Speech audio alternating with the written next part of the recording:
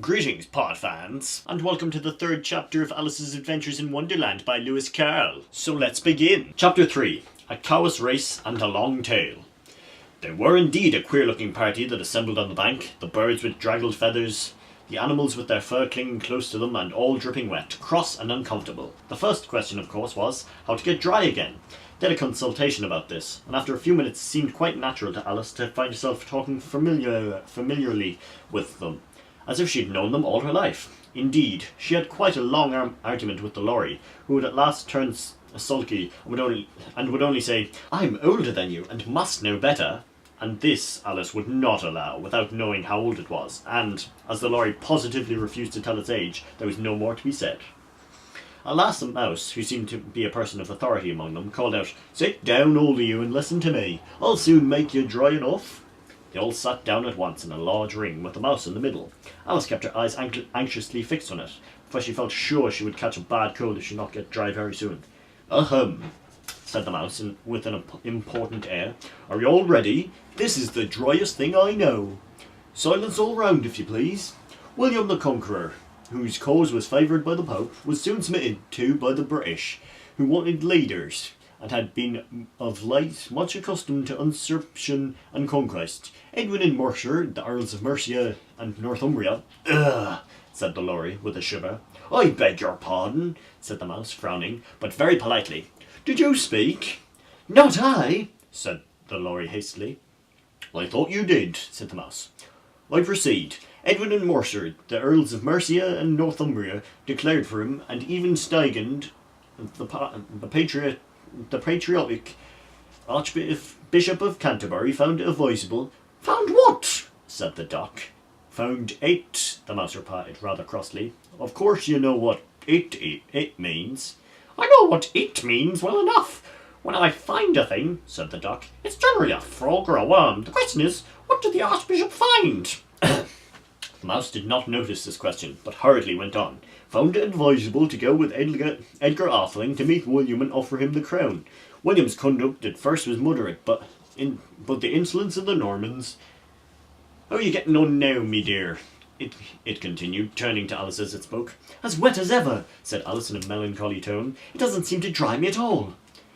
"In that case," said the dodo solemnly, rising to its feet, "I move that the meeting adjourn for the immediate adoption of more energetic remedies." "Speak English," said Eaglet. "I don't know the meaning of half these long words, and what's more, I don't believe you do either." And Eaglet bent down its head to hide a smile. Some of the other birds tittered audibly. "What I was going to say," said the dodo in an offended tone, "was that the best thing to get us dry would be a cow's race."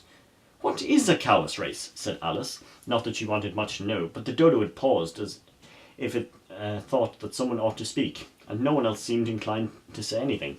"Why," said the dodo, "the best way to explain it is to do it. And you might like to try the thing yourself some winter day. I will tell you how the dodo managed it." First, it marked out a racecourse in a sort of circle. The exact shape doesn't matter," it said. And then the party were all placed along the course. Here and there was no 1, 2, 3, and away, but they began running when they liked and let off when they liked, so it was not easy to know when the race was over. However, when they had been running half an hour or so, and were quite dry again, the dodo suddenly called out, "The race is over!" And they all crowded around it, panting and asking, "But who has won?" This question the dodo could not answer without a great deal of thought, and sat for a long time with one finger pressed upon its forehead, the position in which you usually see Shakespeare in the pictures of him. While the rest waited in earnest, at last the dodo said, "Everybody has won, and all must have prizes." "But who is to give out the prizes?" quite a chorus of voices asked. "Why, she, of course," said the dodo, pointing to Alice with one finger, and the whole party at once crowded around her, calling out in a confused way, "Prizes! Prizes!" Alice had no idea what to do, and in despair she put a hand in her pocket and pulled out a box of comfits. Luckily the salt water had not gotten into it, and handed them around as prizes. There was exactly one apiece all round. But she must have a prize herself, you know," said the mouse. "Of course," the dodo replied very gravely. "What else have you got in your pocket?" she went on, turning to Alice. "Only a thimble," said Alice sadly. "Hand it over here," said the dodo. Then they all crowded round her once more, while the dodo solemnly presented the thimble, saying, "We beg your acceptance of this elegant thimble." and when it finished this short speech, they all cheered. Yay!